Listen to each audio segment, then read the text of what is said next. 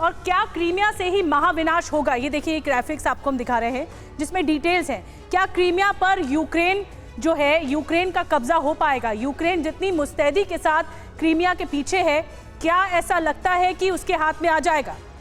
क्या रूस अमेरिका में सीधी जंग होगी? क्या इसको लेकर क्रीमिया के बहाने रूस और अमेरिका में सीधा टकराव होगा? इसके अलावा एक और बड़ी बात ये जो बिग पॉइंट्स के जरिए हम आप तक पहुंचा रहे हैं, वो ये कि क्रीमिया इस वक्त बहाना है और अमेरिका को टारगेट करना है रशिया पर। तो इसीलिए ही ये क्रीमिया से महाविनाश का संकेत मिल रहा है और क्रीमिया इस वक्त फोकस में है। क्रीमिया पर यूक्रेनी अटैक की आशंका है। ऐसे में ये जानना बेहद जरूरी है कि क्रीमिया में रूस की तरफ से क्या तैयारी है, रूस क्या सोच रहा है, क्या स्ट्रैटेजी रखी गई है। कुछ दिन पहले TV9 के संवाददाता मनीष झा क्रीमिया के सेवेस्तोपोल पहुंचे थे, जहां उस वक्त रूस के वॉरशिप तैनात थे। आइए आपको दिखा। अगर आप अपने बच्चों को पैसे का पार्ट नहीं सिखाएंगे तो पैसा कमाने के बाद में हो सकता है वो आपको ही बेच दें। सावधान, फ्रीडम ऐप को डाउनलोड करें, बच्चों को पैसे का पार्ट कैसे पढ़ाना है सीखिए। आते हैं मनीष झा की वो स्पेशल रिपोर्ट, जब वो वहां पहुंचे थे तो उस वक्त उन्होंने क्या देखा था। यह सेवेस्तोपोल है, क्रीमिया का सेवेस्तोपोल, जहां पर रूस की नेवी के ब्लैक सी फ्लीट का मुख्यालय है और TV9 की टीम इस वक्त यहीं पर मौजूद है। लगातार यूक्रेन की तरफ से इस जगह को टारगेट बनाने की कोशिश की जा रही है और प्रेसिडेंट पुतिन चाहते हैं कि हर हालत में इसे सुरक्षित रखा जाए। यह भी कहा जाता है कि क्रीमिया ब्रिज पर हमला इस वजह से हुआ ताकि इस जगह को यानी सेवेस्तोपोल को अलग थलग किया जा सके, किसी भी तरह की मदद नहीं मिल सके। तो क्यों ऐसा हो रहा है? तो देखिए, TV9 के कैमरे पर आप वो तस्वीरों को देखिए और फिर आपको इस जगह की महत्ता समझ में आएगी। यहाँ पर आप देखिए ब्लैक सी पर मौजूद इस रूसी वॉरशिप को, और यहीं पर रूस की नेवी का सबसे बड़ा फ्लैगशिप मोस्कोवा रहा करता था। और इस वक्त आप TV9 के कैमरे पर इस वॉरशिप को देख रहे हैं। केवल यही वॉरशिप नहीं, इसके अलावा मेरे सामने में मौजूद हैं कई सारे और वॉरशिप।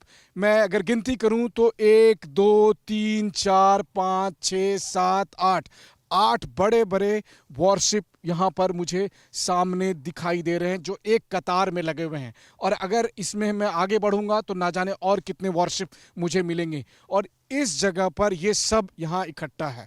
इसके आसपास के इलाके को देख लीजिए। ये जो आप फ्लैग दिखाएंगे अभी हम आपको, इस रूसी फ्लैग को देखिए। इसकी आन बान शान को बचाए रखने के लिए रूस की सेना यूक्रेन में लड़ रही है तो अपने ठिकानों पर भी रक्षात्मक मुद्रा में मौजूद है, क्योंकि मकसद यही है कि किस तरीके से इस जगह को अपने कब्जे में बनाए रखा जाए। ये वो जगह है जहां से खेरसॉन बहुत ही पास है, ये वो जगह है जहां से डोनबास पास है, और सिर्फ इसी जगह से रूस अपने पूरे ब्लैक सी के फ्लीट को कंट्रोल करके रखता है। और इतना ही नहीं, बल्कि ब्लैक सी पर जो नियंत्रण है वो रूस इसी जगह से कर पाता है। और ऐसी स्थिति में आप समझ सकते हैं कि ये जगह कितना खास है प्रेसिडेंट पुतिन के लिए, और इसे बचाने के लिए पुतिन किस हद तक गुजर सकते हैं।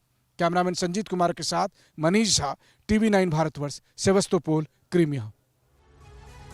तो क्रीमिया को बचाने के लिए पुतिन किस हद तक जा सकते हैं, ये बताया मनीष झा ने रिपोर्ट में। और मनीष झा खुद हमारे साथ मौजूद हैं, वो और ज़्यादा डिटेल में आपको जानकारी देंगे कि जो इलाका है वो कितना एक तरह से अस्तित्व का सवाल है पुतिन के लिए। मनीष, लेकिन मैं आपसे ये जानना चाहती हूँ कि जब आप क्रीमिया पहुंचे, वहाँ पर एक पुल अटैक हुआ था और वो बहुत भीषण अटैक हुआ था यूक्रेन की तरफ से। उसके बाद फिर रूस ने ताबड़तोड़ मिसाइलें दागी। क्या लगता है क्रीमिया पावर सेंटर है इस वक्त न्यूक्लियर अटैक का, उस मुहाने पर खड़ा हुआ है? बिल्कुल, देखिए, सबसे बड़ी बात यह है कि 2014 में जब क्रीमिया को रूस ने अपने में मिलाया था और बीते 8 साल में क्रीमिया वैसा नहीं रहा जैसा कि यूक्रेन के कब्जे में था। इसलिए अगर प्रेसिडेंट जेलेंस्की ये सपना देख रहे हैं, मैं क्यों कह रहा हूं कि सपना देख रहे हैं, मैंने क्रीमिया के गवर्नर से भी पूछा था, सरगेई ऑक्सिनोव से, कि जेलेंस्की कहते हैं कि हम क्रीमिया वापस लेंगे, तो उन्होंने कहा था कि पुतिन इसकी हर हालत में सुरक्षा करेंगे और ये पुतिन का वादा है। तो मैं ये मानकर चलता हूं कि क्रीमिया पर हमले के बाद अगर रूस को ये लगता है कि क्रीमिया किसी भी समय वो खोएंगे, तो वही वो मोमेंट होगा जहां पर रूस परमाणु हमला करेगा। तो अगर ये बात जो पूरी दुनिया जानना चाहती है कि क्या रूस किस समय परमाणु हमले का इस्तेमाल करेगा, तो क्रीमिया पर होने वाले खतरे को लेकर दूसरी बात देखिए, रूस का एक टैगलाइन था, रूस का टैगलाइन ये था कि अगर आप, रूस का टैगलाइन ये भी था कि अगर आप क्रीमिया पर हमला करेंगे तो क्रीमिया वैसा ही है जैसा कहते हैं ना, हीरा है सदा के लिए। तो वैसी स्थिति में क्रीमिया हमेशा रूस का हिस्सा होगा।